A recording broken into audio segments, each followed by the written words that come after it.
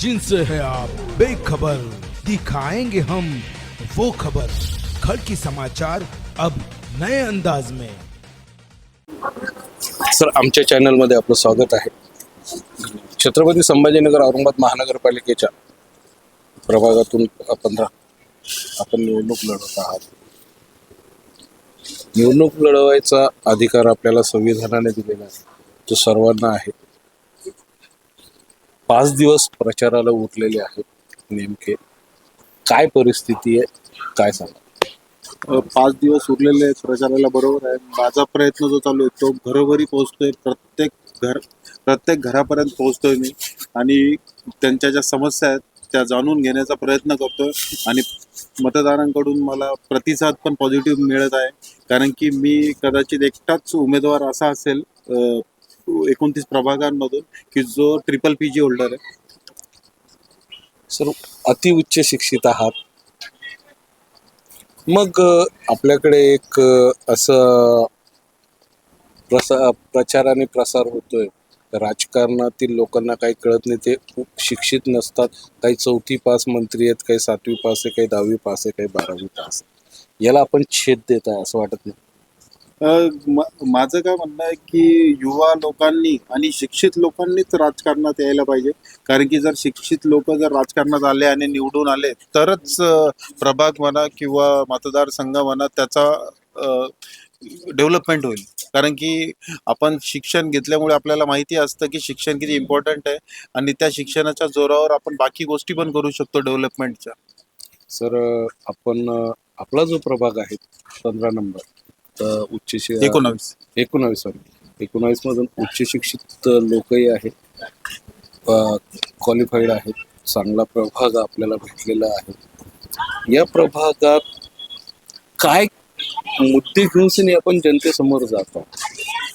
मी जनतेसमोर मुद्दे घेऊन जातोय, एक तर महिलांच्या सुरक्षिततेचा मुद्दा घेऊन जातोय की प्रत्येक ठिकाणी आपण CCTV लावले पाहिजे, कारण की सध्या जे घटना घडत आहेत त्या फार विचित्र घडत आहेत महिलांसोबत, मुलींसोबत। आणि दुसरं माझं म्हणणं आहे की आपण जर शहरामध्ये कुठेही चक्कर मारला तर महिलांसाठी शौचालय नाही आहे।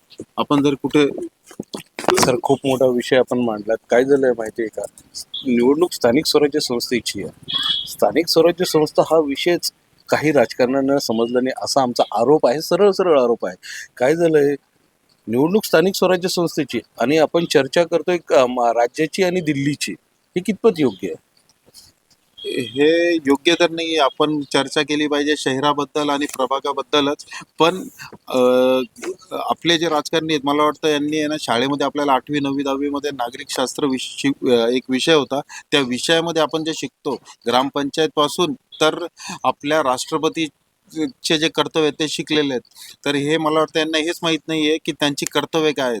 तर आपल्याला सगळं याच्यावरती चर्चा केलीच पाहिजे, कारण की जर आपण इथून त्या चर्चा नाही केल्या तर नागरिकांना पण त्या समजणार नाही आणि आपल्याला सुद्धा त्या समजणार नाही। सर, आपण आपल्या मूळ मुद्द्यावर, कारण की आपण जो मुद्दा घेतलाय की महिलांच्या स्वच्छतागृहाचा एक मोठा मुद्दा शहरामध्ये आहे। नोकरीसाठी बाहेर जाणाऱ्या, खरेदीसाठी बाहेर जाणाऱ्या असतील किंवा व्यापार करणाऱ्या महिला असतील, यांना स्वच्छतागृहाची एक मोठी विषय आहे, मोठं कुचंबना होते।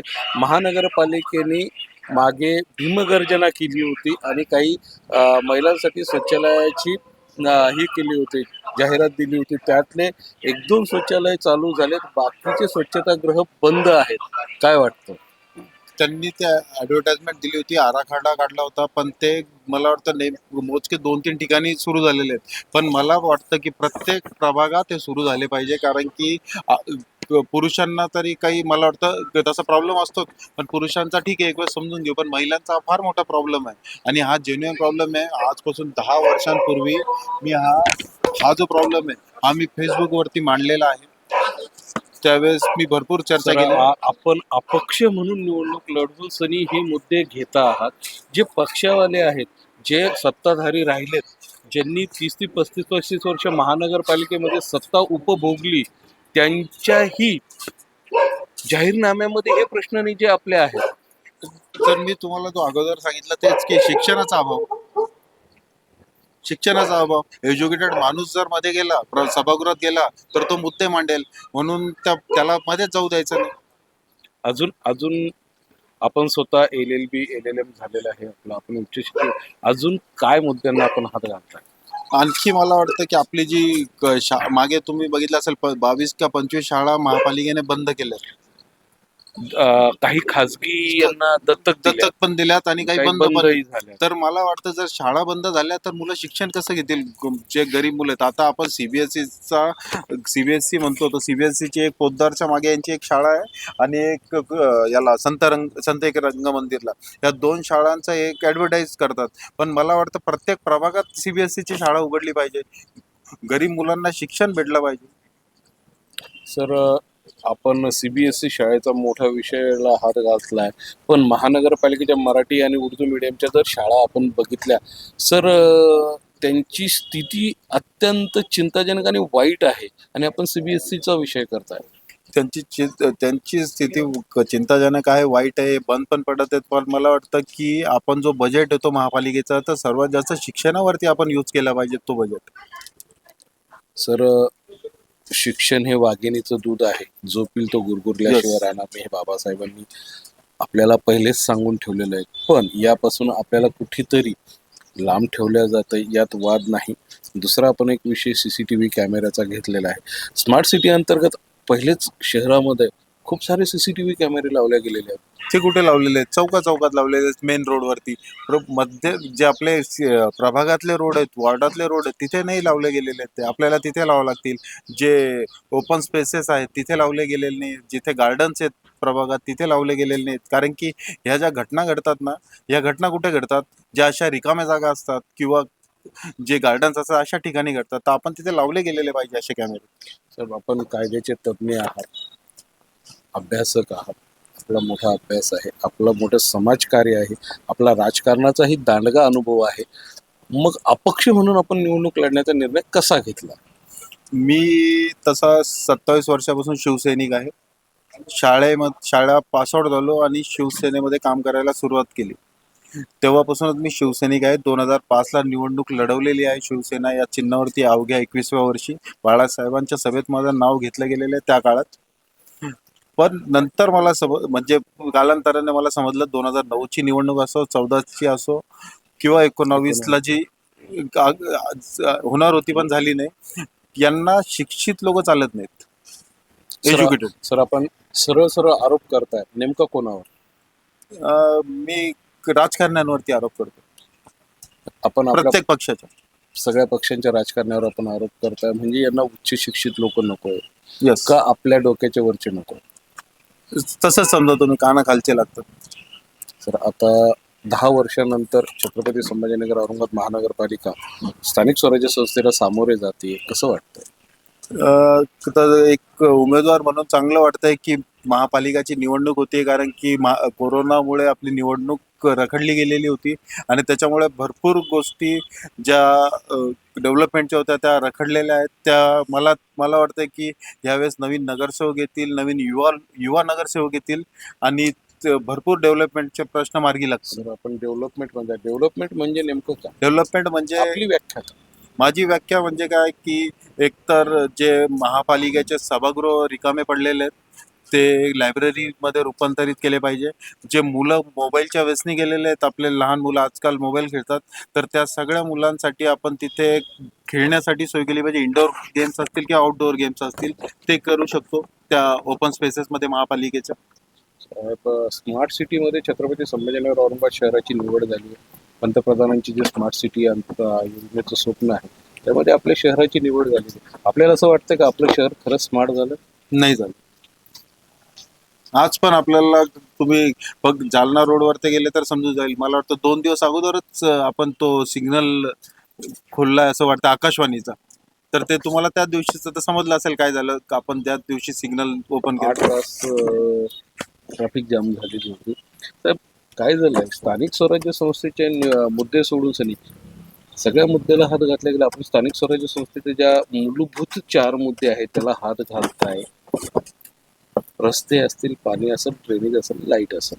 सर, कसे याला आपण डेव्हलप करणार आहोत? ह्यावेळेस जर मतदारांनी जर संधी दिली तर नक्कीच हे जे सगळे मुद्दे आहेत मी सभागृहात जाऊन मांडेल आणि ते मी माझी तरी स्वतःची संकल्पना अशी आहे की आपले जे नगरसेवक फॉरेनला जातात महापालिकेच्या पैशावरती दुसऱ्या महापालिका बघायला, तर माझं असं म्हणणं आहे की आपण आपला प्रभाग असा बनवला पाहिजे की फॉरेनचे नगरसेवक कॉर्पोरेटर्स आपल्या शहरात आले पाहिजे आणि आपल्या महापालिका बघितल्या पाहिजे. खूप मोठा विषय मांडला, पण हे शक्य आहे का?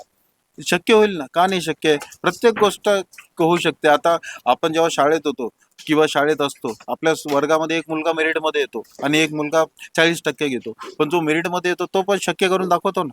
सर 30-35 वर्षामध्ये शिवसेना भाजप हे सत्ताधारी पक्ष होते, आपण एका पक्षाचा भाग होतात, त्यांना शक्य झालं नाही, आपल्याला शक्य होईल असं वाटतंय? होईल, शक्य होईल. कारण की मला विश्वास आहे की यावेळेस मतदार सगळ्या युवा लोकांनाच महापालिकेत पाठवतील. मग ते कोणत्याही पक्षाचे असो, अपक्ष पण असू शकते. नाही, आपला विषय पक्षाचा नाही, आपण कोणत्या पक्षावर बोलत नाही. 35 वर्षात जे झालं नाही ते 5 वर्षात करून दाखवण्याचा आपण संकल्प करतायत. होईल ना, घरोघरी जावं लागेल, आपल्याला मुद्दे मांडावे लागतील. जे प्रॉब्लेम्स आहेत महापालिकेचे, आता मी जसं सांगितलं, मी घरोघरी चाललोय, तर मला समजतंय की लोकांच्या काय प्रॉब्लेम्स आहेत. तर ते प्रॉब्लेम्स आम्ही नोट पण करून घेतोय. तर ते परत मला त्यांच्या घरी परत जायचं आहे ही निवडणूक झाल्यावर. म्हणजे आपण निवडणूक झाल्यानंतर सुद्धा सक्रिय राहणार आहात. हो. सर आपला मतदार जो आहे तो सुज्ञ आहे, मोठा आहे, चांगला आहे. मतदारांकडून काय अपेक्षित आहे? मतदारांकडून फक्त काय अपेक्षित आहे की आम्हाला वेळेवर पाणी मिळालं पाहिजे. आमच्या ज्या रोड्स आहेत ते चांगले पाहिजे. आमचे जे ड्रेनेजचा प्रॉब्लेम आहे तो सॉल्व्ह झाला पाहिजे आणि जे कचरा व्यवस्थापन आहे, जो कचरा उचलला जातो तो रेग्युलरली उचलला गेला पाहिजे आणि जे पथदिवे आहेत ते पूर्ण सुरू पाहिजे. साहेब, मागच्या काही 15-20 वर्षापासून आपण शहराला रोज पाणी मिळणार, रोज एक तारीख बघतोय. कसं बघता या तारखेकडे? ते तारीख तर देतच आहेत 10-15 वर्षापासून. जे तुम्ही जसं म्हटले की मी पण भाग होतो, तारीख मिळत आहे, पण मला असा विश्वास आहे की ह्या वर्षी पाणी मिळून जाईल 2 दिवस आड, असं त्यांनी जो सांगितलं. 2 दिवसाआड शक्य आहे? देऊ शकतात पाणी, मला वाटतं 2 दिवस. पण आपल्याला सध्या 8 दिवस आड जे पाणी येत आहे, तर मला वाटतं की 2 दिवस आडपेक्षा 3 दिवस आड पाणी दिलं पाहिजे. तरी सगळ्यांना मुबलक पाणी मिळेल आणि फक्त आपल्याला तोंडाला येईल ते बोललं नाही पाहिजे की आम्ही रोज पाणी देऊ. रोज पाणी देऊन पण तो पाण्याचा वेस्टेज होईल. असं मला वाटतं की 3 दिवस आड दिलं तरी सगळ्यांना पुरेशीर पाणी मिळेल. आपल्याला काय वाटतंय, सगळे राजकीय पक्ष एक दुसऱ्यावर कुरघोडी करताय, एक दुसऱ्यावर टीकाचा भडीमार, एक दुसऱ्याच्या विरोधात मारामाऱ्या, इव्हन जेलमध्ये जेलवारेपर्यंतचे सगळ्यांचे प्रकार झालेत. या सगळ्याकडे आपण एक तटस्थ म्हणून कसं बघता? कारण की आपण अपक्ष आहेत, आता कसं बघता? मला काय वाटतं माहिती आहे का, की जोपर्यंत एकमेकांवरती कुरघोड्या करणार नाही यांचे घरं चालणार नाही. म्हणून हे करतच राहणार. यांना जनतेशी काही घेणं देणं नाही, डेव्हलपमेंटशी काही देणं घेणं नाही. यांना फक्त एकमेकांवरती कुरघोड्या करायच्या आणि मतांसाठी हे राजकारण करायचं. या कुरघोड्या फक्त मतांसाठी असतात. साहेब, आपणही मतं मागायला उभे आहात, पण आपणही त्याच याच्यात आपणही मोडता. नाही, पण मी टीका करतच नाहीये. मी घरोघरी चाललोय आणि मी माझा परिचय देतोय आणि मी त्यांच्या समस्या विचारतोय. मी कोणाबद्दल काहीच बोलत नाही. मी बोलतच नाही आणि मी बोलणार पण नाही. सर असं वाटत नाही या राजकारणात आता सर्वसामान्य जनतेला वीट आलाय. मी घरोघरी गेल्यावर समजतंय मला वीट आलाय त्यांना. कारण की मी तुम्हाला सांगतो की काही मतदारांनी दरवाजा उघडायच्या अगोदर मला विचारलं की कोणत्या पक्षाकडून. जेव्हा मी अपक्ष सांगितलं तेव्हा दरवाजा उघडून मला घरात बसायला बोलवलं. आपण प्रभाग क्रमांक 21 मधून निवडणुकीला सामोरे जातात. 15 तारखेला, येणाऱ्या 15 तारखेला मतदान आहे. 16 तारखेला समजेलच कोणाच्या पारड्यात मतदार राजाने आपलं मत टाकलंय. जाता जाता आपल्या वार्डातील, आपल्या प्रभागातील नागरिकांना काय आव्हान करणार? मी सगळ्या नागरिकांना एकच आव्हान करेल की तुम्ही मतदानला जाण्यापूर्वी तुम्ही प्रत्येक उमेदवाराला बघा, तो किती शिक्षित आहे, त्याचं कॅरेक्टर कसं आहे आणि त्याच्यानंतरच तुम्ही मतदान करा. साहेब, शेवटचे 2-4 दिवस राहिले. आता मतांसाठी नोटाचा पण पूर येण्याची शक्यता आहे. कसं वाटतं? येऊ शकतो. भरपूर ठिकाणी नोटाचा पूर येऊ शकतो, पण मला वाटत नाही आमच्या प्रभागात येईल. आमच्या प्रभागामध्ये सुजाण नागरिक आहेत, ते बरोबर योग्य मतदान करतील असा विश्वास आहे मला. सर आपली निशाणी, आपला प्रभाग आणि आपलं नाव आमच्या प्रेक्षकांसाठी. मी ॲडव्होकेट हर्षवर्धन विजय आगंदा त्रिभुवन, प्रभाग 19 अनुसूचित जाती या प्रवर्गातून अपक्ष उमेदवार म्हणून निवडणूक लढवत आहे. माझी निशाणी आहे नारळ. हे होते आपल्याबरोबर प्रभाग क्रमांक 19चे अपक्ष उमेदवार ॲडव्होकेट हर्षवर्धन त्रिभुवन. येणाऱ्या 15 तारखेला वकील साहेबांनी जे दावे केलेत, यांच्या दाव्याला मतदार राजा कितपत प्रतिसाद देतो हे 16 तारखेला दिसेलच. अशाच बातम्यांसाठी बघत राहा आमच्या चॅनल. हो जाए आप ही कर सकते